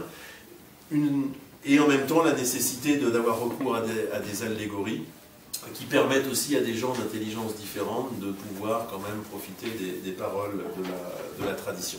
Et c'est ça sa stratégie dans le guide des perplexes, qui ménage à la fois la raison et la foi, les degrés d'intelligence différents, et qui va au plus haut de ce que l'homme est capable d'accomplir, sans pouvoir totalement être dans la lumière totale, à part Moïse, mais on va voir pourquoi et comment. Est-ce qu'il y a des questions sur cet aspect-là? On a encore beaucoup de choses à voir, mais... Enfin bon, en fait, la pomme d'or, elle ne peut pas être toute nue. Elle ne peut pas être toute nue, effectivement. C'est une remarque très juste. Non, elle ne peut pas être toute nue. Quelque part, mais on va voir comment seul Moïse pourrait l'avoir toute nue. Mais Moïse, on va comprendre que c'est quelque part un idéal. Enfin, c'est le système poussé à l'extrême, mais humainement, c'est pas possible. En fait, c'est pour ça, d'ailleurs, c'est intéressant, c'est pour arriver à voir la pomme nue, alors ça c'est vraiment la théorie de la prophétie, on verra, il y a des conditions. Maïmonide installe des conditions, il dit que, d'ailleurs il se relie à une théorie aristotélicienne aussi, il y avait une théorie des différentes puissances de l'âme. L'âme, il y a la puissance nourricière, enfin, qui fait que, voilà, un corps vivant, l'âme c'est l'antéléchie d'un corps vivant, comme dit Maïmonide, c'est-à-dire c'est ce qui anime un corps et qui lui permet de se développer, de devenir, et il y a différents degrés de l'âme. Il y a ce qui pousse un corps à être dans la nutrition, donc à s'auto-entretenir. Après, il y a la faculté désirante qui porte un corps vers des choses qui l'intéressent. Et puis après, il y a la faculté, pour faire simple, du symbolique, c'est-à-dire la capacité à concevoir des choses qui ne sont pas seulement de la nutrition, qui ne sont pas seulement du désir et de la sensibilité, mais qui conçoivent. Et il y a toute une théorie des êtres animés. Les plantes sont que dans la nutrition, les animaux sont dans la nutrition et la sensibilité, et les hommes cumulent les trois puissances, la nutrition, la sensibilité et la possibilité de concevoir les choses. Maïmonide reprend tout ça, et on le verra plus précisément dans sa théorie de la prophétie. Il dit qu'est-ce qui fait qu'on arrive à être dans cette lumière intermittente le plus possible. Eh bien, c'est la perfection des différentes facultés qu'on a. Et Maïmonide en distingue trois, d'ailleurs c'est intéressant parce qu'il reprend Aristote mais il s'en écarte aussi: la faculté imaginative, la faculté rationnelle et la faculté les mœurs. La faculté rationnelle, c'est la capacité quelque part, d'avoir les yeux en face des trous, c'est-à-dire d'arriver à dire des choses vraies. La capacité imaginative, et ça c'est un aspect très original de la théorie de Maïmonide, c'est à la fois quelque chose de négatif et de positif. C'est quelque chose de négatif, malheureusement j'avais prévu d'en parler mais on n'aura pas le temps, parce que l'homme imagine facilement les choses qu'il a envie d'imaginer. Et justement, Maïmonide insiste sur la raison, c'est quelque chose d'assez terne, etc., mais c'est un refroidissement de cette imagination. Mais en même temps, c'est quelque chose d'extrêmement positif, et c'est quelque chose qu'ont les prophètes, parce que c'est la capacité politique de proposer des images extrêmement puissantes et de pouvoir convaincre les gens. Alors, si c'est juste une capacité politique, ça peut être complètement faux. Là, on est chez le sophiste, etc., qui a juste le talent d'avoir des images qui frappent tout le monde, etc. Sauf que chez le prophète, il cumule les trois perfections. C'est-à-dire, le fait de prophétie, ça il en donnera une, alors il se relie à la théorie du cosmos, etc. C'est un influx divin, on va dire, qui pénètre dans notre monde. Et chez le prophète, ça tape juste. C'est-à-dire, il a le bon cerveau pour dire des choses justes. Et en plus, il a une perfection de sa capacité imaginative qui lui donne le pouvoir de proposer des images auprès du peuple, qui n'a pas cette capacité de compréhension, des images qui sont vraies. Donc, quand la perfection rationnelle Et couplé à la capacité imaginative, ça donne le prophète, en fait. Sauf qu'il y a une troisième condition en plus, c'est en plus une perfection de mœurs. D'ailleurs, il y a un aspect presque polémique envers l'islam, dont on disait, enfin ça fait partie de la polémique, de la mauvaise polémique, que Mahomet était un homme sur le plan des mœurs, pas irréprochable, etc. Enfin, c'est un thème classique de la polémique judaïsme-islam au Moyen-Âge. Mais Maïmonide insiste que, et là aussi il se relie à quelque chose d'aristotélicien, il y a les vertus rationnelles et les vertus morales. Et ça va vraiment pour lui ensemble. C'est-à-dire qu'un homme qui serait parfait rationnellement, qui aurait cette capacité imaginative, mais qui mènerait une vie dissolue, qui n'est pas intéressé par une vie morale, etc., ça ne peut pas fonctionner non plus. On ne peut pas être dans la prophétie si on n'a pas, en plus, cette espèce de, c'est même pas de discipline, mais d'intérêt pour être moral. On ne peut pas simplement être bon ou intelligent ou être génial sur le plan des images. Il faut que ça soit couplé à une perfection de mœurs, tout ça. Par contre, quand les trois perfections sont réunies, perfection imaginative, perfection rationnelle et perfection des mœurs, alors là, ça donne le fait de prophétie. Et ce qui est très intéressant chez Maïmonide, c'est que c'est un système naturel. Pour Maïmonide, à la limite, si les trois conditions sont réunies, automatiquement, mécaniquement, la prophétie se produit. Il a une conception naturelle de la prophétie comme étant la vocation naturelle de l'homme. Il n'a pas du tout une conception surnaturelle de la prophétie. Chez Yehuda Halevi, dans beaucoup de textes traditionnels, il y a une conception donc du haut vers le bas. C'est-à-dire le fait de prophétie, c'est Dieu quelque part qui choisit n'importe qui. Ça peut être un ignare, ça peut être un idiot, ça peut être quelqu'un de dissolu, ça peut être, etc. Et poum, la parole le frappe, et voilà qu'il se met à dire des vérités dans un langage prophétique, allégorique à interpréter, mais le voilà devenu prophète. Maïmonide a une conception révolutionnaire de la prophétie, une conception de bas vers le haut, dit Leibovitz, qui est un grand interprète de ça. Il dit non, non, non, il y a des conditions naturelles à la prophétie. D'abord, c'est ancré chez l'homme. Il y a l'intelligence, il y a le pouvoir symbolique, il y a le pouvoir de l'imagination, il y a la perfection des mœurs. Et si on pousse le système de manière absolue, parce que c'est pas forcément possible, etc., mais dans l'absolu, oui, ça l'est, s'il y a la perfection imaginative, couplée à la perfection rationnelle, couplée à la perfection de mœurs, alors ça donne Moïse, justement. Et on va voir combien ça donne un langage aussi spécifique. Et pourquoi je disais ça? Parce que j'ai perdu un petit peu le fil là. C'est la pomme d'or. Voilà, la pomme. Réponse à la question. La pomme ne peut pas être vue de manière nue parce que pour nous qui n'avons pas les trois perfections réunies, on en est au stade, dans le meilleur des cas, où la lumière existe, déjà c'est bien qu'elle existe, mais où elle est extrêmement discontinue. Et la manière d'avoir accès à ça, c'est la compréhension du langage allégorique qui justement ne peut enfermer les vérités nues que dans des choses qui sont accessibles. On a besoin d'imagination, on a besoin de... et en plus, Maïmonide a une théorie d'ailleurs très très intéressante, on ne peut pas être dans l'abstraction totale, on projette toujours notre corps, quelque part dans les idées même les plus abstraites. Même dans la notion d'ensemble mathématique, qui est une notion extrêmement abstraite, quand on la dessine, on a besoin de dessiner une patate avec des petites croix, avec des éléments.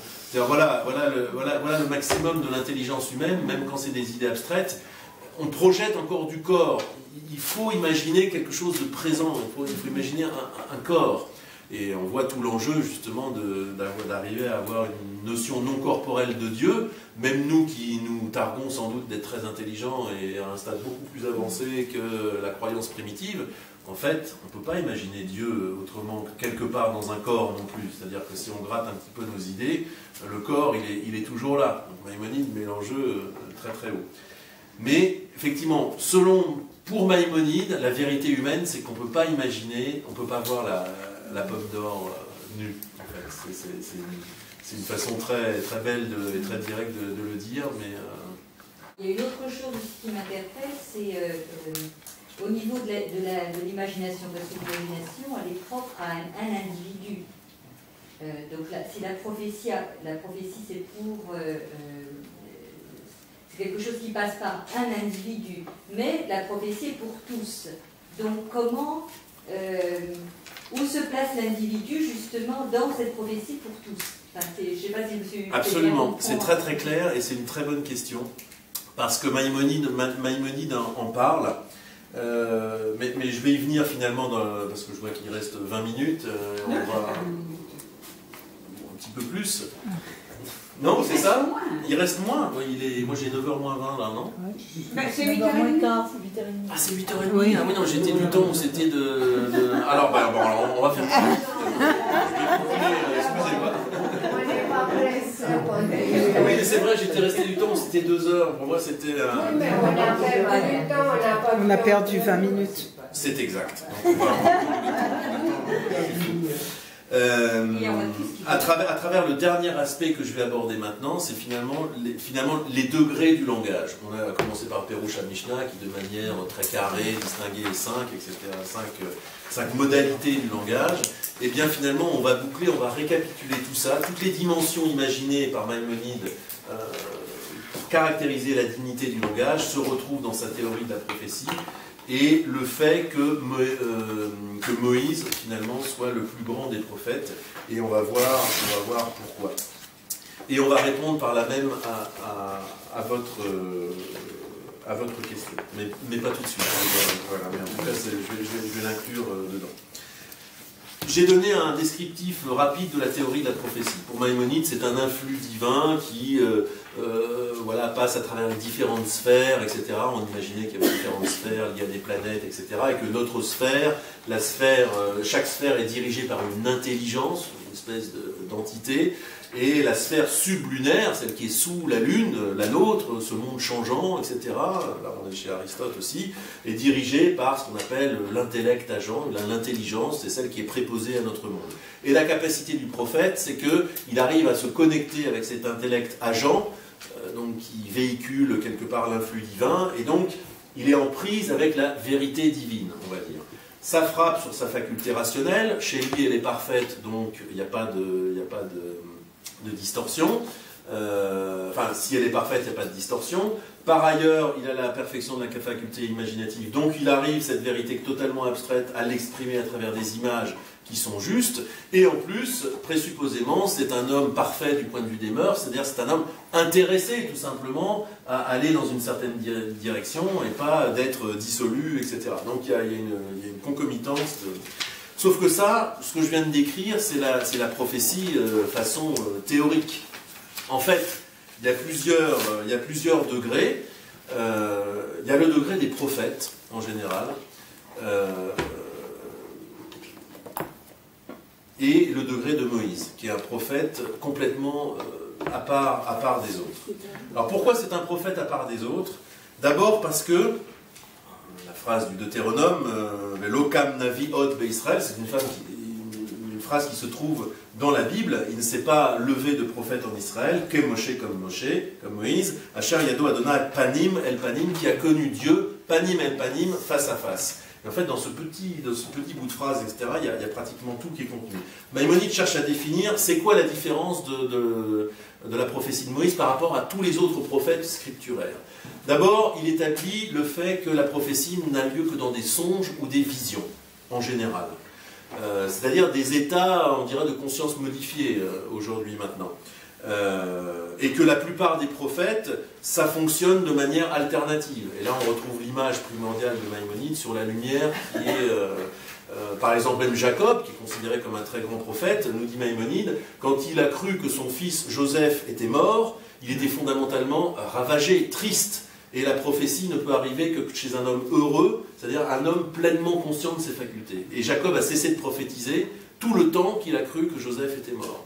Et il montre, prophète par prophète, que la prophétie est quelque chose d'alternatif. Même chez les prophètes scripturaires, on dit, voilà, parole de Osée qui, de telle année à telle année, prophétisa, et sous-entendu, avant et après, il n'a pas prophétisé. Donc la prophétie est un phénomène alternatif, même chez les plus grands prophètes. Et qui n'intervient qu'à travers des songes et des visions. Maïmonide dit, enfin il le montre par des exemples scripturaires, que la prophétie de Moïse était constante.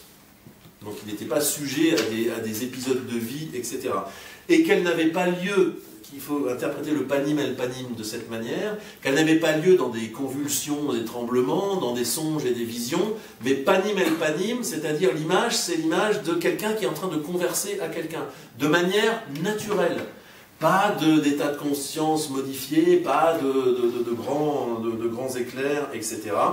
Et pas d'intermédiaire non plus. C'est-à-dire que souvent dans les songes prophétiques, il y a un ange qui vient parler, il y a une forme d'intermédiaire. Maïmonide démonte tout ça de manière scripturaire, et chez Moïse, c'est une conversation panim el panim. Et là, on entre au cœur de la théorie maïmonide du langage et de l'allégorie. Dans ce système présupposément parfait où l'influx divin est censé taper sur la faculté rationnelle, se transformer en image dans la faculté imaginative, et pour autant que la vie de l'homme soit cohérente, etc., arriver à retransmettre cette vérité, en fait, personne n'est à ce niveau. Les prophètes sont des gens inspirés, mais qui ne sont pas parfaits du point de vue rationnel et non imaginatif, et c'est pour ça qu'ils parlent de manière prophétique à travers un langage qui est poétique. C'est très intéressant, mais pourquoi ce langage des prophètes est beau d'une certaine façon? Pourquoi c'est de la poésie, etc. Parce que, quelque part, c'est quand même un langage qui est distordu. Il y a une distorsion du langage. Ils sont authentiquement en prise avec une vérité divine. Indubitablement, la vérité divine parle à travers leur bouche, mais soit que leur faculté rationnelle n'est pas totalement parfaite, ou que leur capacité imaginative ne l'est pas non plus, et ils restituent ça dans un langage qui est à la fois un langage de vérité, mais un langage imagé, allégorique, parce que c'est c'est le plus fort qu'on puisse faire. Et c'est là qu'intervient l'idiosyncrasie de chaque prophète. Maïmonide le dit, il y a des prophètes urbains, des prophètes qui sont plutôt agraires, etc. Et ça se traduit dans le style. Les prophètes ont un style. On reconnaît la prophétie d'Isaïe par rapport à la prophétie d'Osée, par rapport à la prophétie d'Ézéchiel. Pourquoi? Alors c'est un charme pour nous qui lisons ça en termes de littérature, mais quelque part, du point de vue du système, c'est un défaut. C'est un défaut d'idiosynkrasie parce que ça veut dire que c'est pas totalement abstrait, c'est pas total. Voilà, ça vient vers l'homme et l'homme le traduit avec ses images de la manière. Et à travers ces images, il s'exprime. Mais quelque part, c'est un reste d'ego par rapport à la pureté du système. C'est pour ça qu'effectivement, les prophètes ont un style. Et c'est pour ça qu'ils sont à la fois dans un langage de vérité, mais dans un langage imagé, parce qu'il y a une distorsion inévitable du langage. Il y a une perte d'information, quelque part, par rapport à l'influx divin qui, dans sa pureté, pourrait s'exprimer. Et donc ça, c'est le degré des prophètes scripturaires, qui est déjà très très élevé, parce que pour eux, la lumière est alternative, mais elle existe, etc. Et à la limite, elle est même tellement fréquente qu'il y a une espèce de rémanence. Mais ce n'est pas la perfection du système non plus. Au bas de l'échelle, il y a, je n'ai pas le temps de le montrer à travers les versets, mais quand on dit « et le peuple voyait les voix au pied du mont Sinaï », « am roim et akolot », il voit les voix. C'est-à-dire, le premier degré du langage, c'est « kol », c'est la voix, mais je dirais dans sa matérialité. Il y a un midrash, je crois, très très beau, qui dit « c'est comme si quelqu'un parle dans un air froid, etc., il y a de la buée sur les carreaux ». C'est-à-dire, le peuple, il est là, il voit que ça parle, et parce qu'il en a les signes matériels, la buée sur les carreaux, mais il est incapable d'entendre ce qui se dit, et a fortiori de comprendre. Donc il y a un premier niveau de langage, qui est le langage dans sa matérialité, le langage tel qu'on le parle tous les jours, etc., mais qui n'arrive pas à s'élever au niveau de la vérité, parce qu'il n'y a pas le cerveau qui va avec, quelque part. Le deuxième grand degré que distingue Maïmonide, et c'est ce qu'il appelle les non-philosophes. Dans cette hiérarchie des intelligences, etc., c'est ce qu'il appelle les non-philosophes.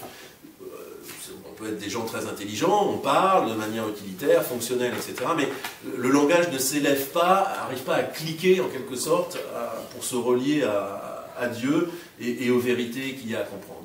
Le deuxième niveau du langage, c'est celui des prophètes scripturaires, à savoir des gens qui sont effectivement reliés à la vérité divine, mais il y a une distorsion, il y a une perte d'information, et c'est ce qui donne ce très beau langage prophétique, qui littérairement nous intéresse, mais qui en fait dénote quand même une distorsion et une insuffisance, et c'est aussi pour ça qu'il y a une idiosyncrasie de chaque prophète, parce que quelque part ils arrivent à mettre quelque chose d'eux-mêmes, mais ça c'est que le deuxième niveau.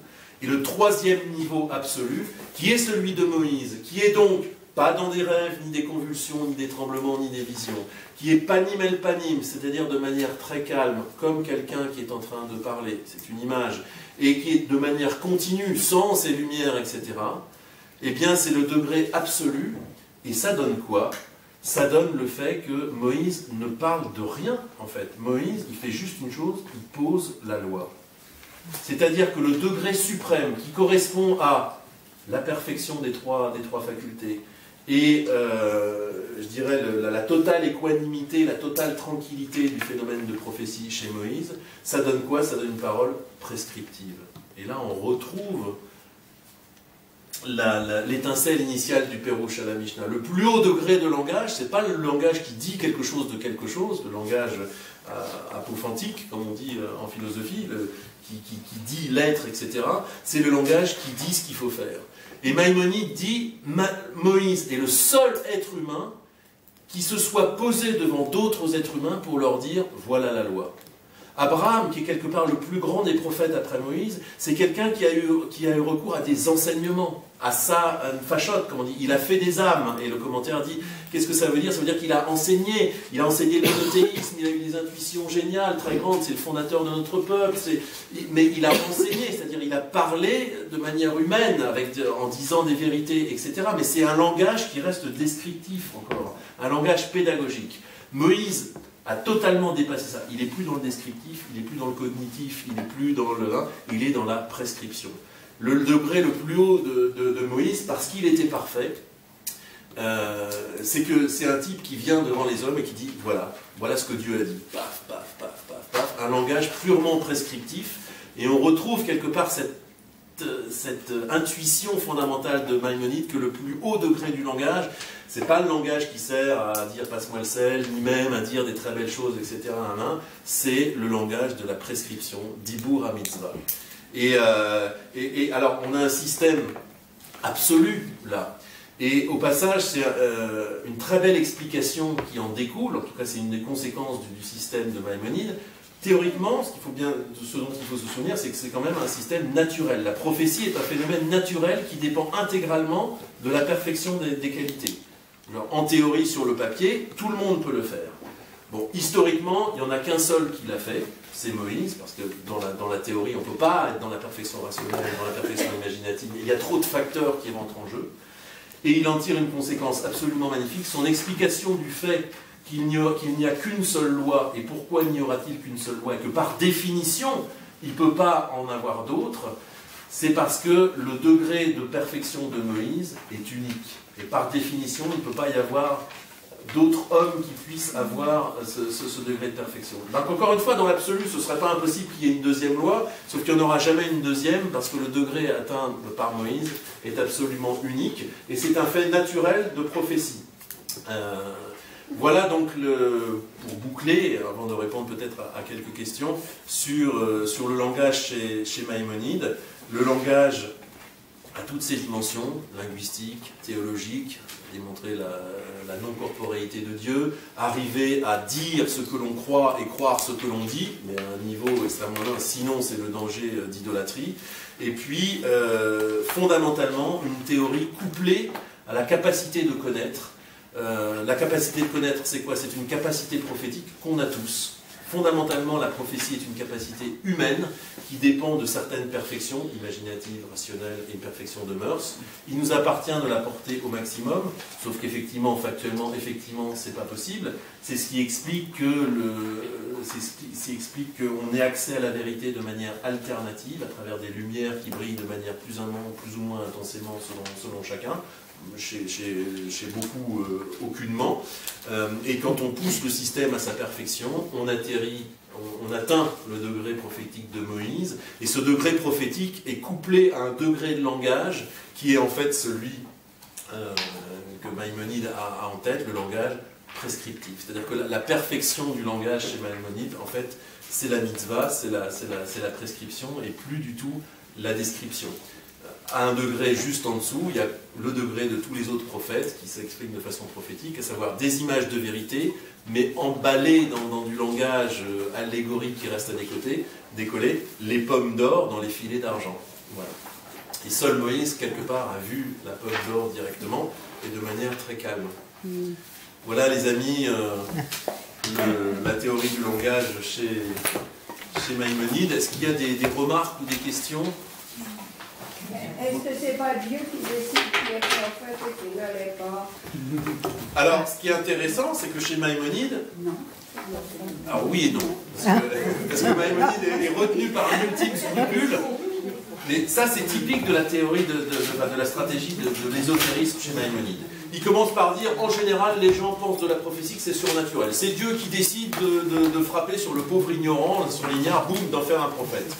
Moi, j'ai pas cette conception-là. La théorie est un phénomène naturel. Donc, Dieu ne décide de rien, c'est naturel. Si quelqu'un développait dans l'absolu les perfections qu'il énumère comme des critères nécessaires, alors ce type-là serait un prophète. Mais, attaché par un ultime scrupule, il dit, oui, mais sauf qu'au dernier moment, Dieu peut très bien retenir la prophétie de ce type-là, et donc il donne le dernier coup de pouce. Mais entre nous, ça trompe personne. Je veux dire, sa conception réelle, c'est que la prophétie est un phénomène totalement naturel et que ça ne dépend pas de Dieu. On comprend combien c'est explosif de penser comme ça. C'est pour ça qu'il l'habille dans une petite pirouette, mais sa conception réelle, c'est une conception purement philosophique de la prophétie, comme pouvoir naturel de l'homme.